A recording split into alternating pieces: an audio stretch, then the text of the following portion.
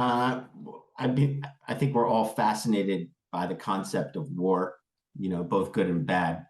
And throughout the years, so many people, journalists, authors, documentarians, screenwriters, we've always tried to talk about war and to talk about different ways that we can make people care about war. And I just thought that this was an interesting entree point into that discussion. I'm always continually fascinated by the ways in which animals make us reflect, put that mirror up and make us look at ourselves in a different way.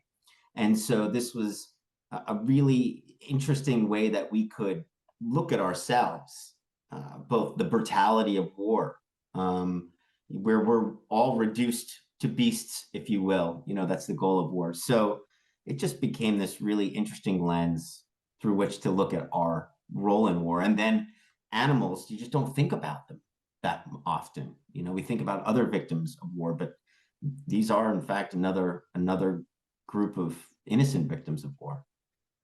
How was it your experience working in a war zone? I mean, the documentary is very, very graphic, and you see all the situations. It's almost like we're there almost. And Feldman's animal, if you want, park. But how was it for you to work in a war zone like this? Fascinating. I had never done a war film before, so it was all new for me. So I was kind of bright-eyed when I walked in there. So that was very interesting for sure. I wasn't really scared. I wasn't scared until I got home, weirdly enough, because we had been staying in this hotel, and it was a great hotel in Kharkiv where a lot of journalists were also staying. And about a month after I got home, that specific hotel had been completely destroyed by a missile. And it was deliberate. This was somebody deliberately shooting a missile at this place where all these journalists had stayed. So for a while there, when we do films as filmmakers, we're always like, oh, a movie proof. This idea that somehow we're making movies, and so therefore the laws of humanity don't apply to us. But suddenly you realize that no, you're just like everyone else, and that was quite scary. It's an amazing group of people who I think they transform fear into something positive. Could Yeah, you talk about fear and transforming fear into life? I mean, they really created new lives and protected lives. that's a very astute observation. I think it's very actually quite good. They did. You know, First of all, Ukrainians have a somewhat gallows sense of humor, which is understandable. They do as a people, but also when you've been through months and months of bombs, but then this is obviously not the first time, it's happened back earlier. So they've experienced this before, and I think they have a certain sense of gallows humor. Fear, the one thing that combats fear is to be fighting for something. That's why you get these speeches before wars, because then you have you're not, you're all based upon that emotion. And I think animals was such a strong motivator. Animals, because humans we all have our issues. We're all full of foibles, we have our good and bad. But animals, because we can't communicate with them per se, they're completely innocent. And so it's a very strong motivator for us to fight for, because they didn't do anything. They don't care about borders. They don't care about boundaries. They don't care about weapons or treaties. So in knowing that, it just becomes survival. And I that, think I think, replaces fear. I'm sorry. I think all these animals, the 5,000 animals or 4,700, they knew that what was going on. I think their daily life was interrupted, and then they felt that humans were helping too. Do you think that's correct? Yeah. You may, when I wasn't there, right? And I had heard them say to me, like they knew we were saving them. I was like, maybe that's anthropomorphizing, giving animals, kind of prescribing human emotions. But then when I got there and I saw it for my own eyes, I realized it was true. And that idea that these animals could understand that and these humans could see it in their animals, it's all in the eyes. It's all I saw them look at the animal, the human beings look at the animal, and the animal look at the human beings, and something is unspoken but true. So there were instances when they would have a fierce animal, that could kill them. And they were very worried, like, how are we going to get this animal out? How are we going to do this? And they would say, well, we'll have to go over here and open this door. And then there were times they would just say, we walked in, we opened up the back of the Sprinter van, and the animal ran out from its enclosure and got right into the van. And there was no other way to understand what that was, but the animal understanding that these people were there to save them.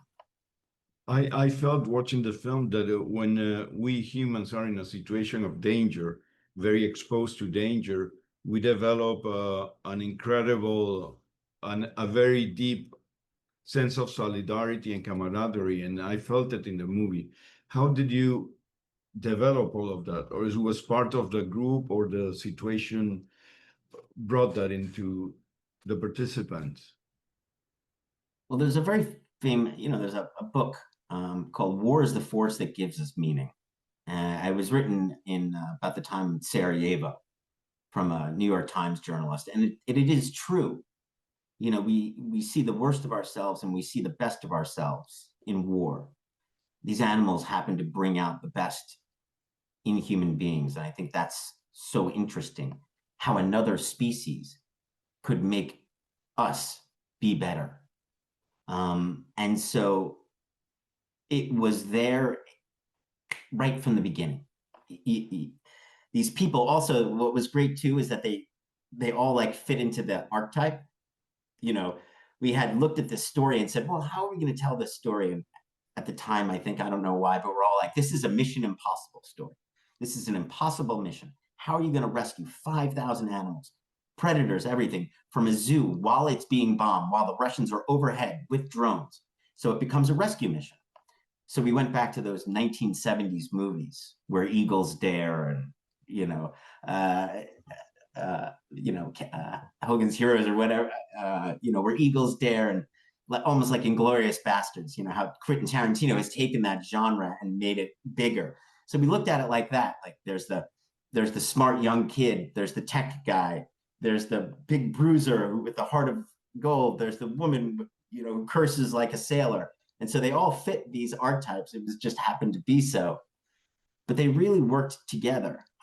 But I do think also that it wouldn't have happened if it wasn't for these 4 young men we see in the story, these volunteers who came in. And they were fearless. They didn't want to originally accept them into the group because they were worried. They're 4 young kids, they're going to get killed immediately. But these kids were so brave, braver than anyone. There's a story, if you watch the film, on the first day, literally, the first day they all go there to help these 4 young men. They watch a zookeeper accidentally get killed by a tiger, by a lion. The zookeeper had reached his arm in. The tiger was frantic and upset from all the bombs that were going off. And in his fear, the lion kills the zookeeper. And they watch this guy bleed out right in front of them. And they go back the next day to continue to help the animals. And I was amazed. I was like, you guys went back the next day? You were only there for 1 day? And they're like, yeah, now they needed us even more. And that spoke to me volumes about the bravery that they had. Amazing, yeah. Considering that you've done many documentaries and they're kind of committed, or you explore reality with different point of view or you denounce things. How much do you think this documentary is going to help us to understand things that sometimes we don't think about, like animals and war, or the stupidity of war, or what are we doing with ourselves? We're crazy, killing each other. I don't know. It's a good question, right?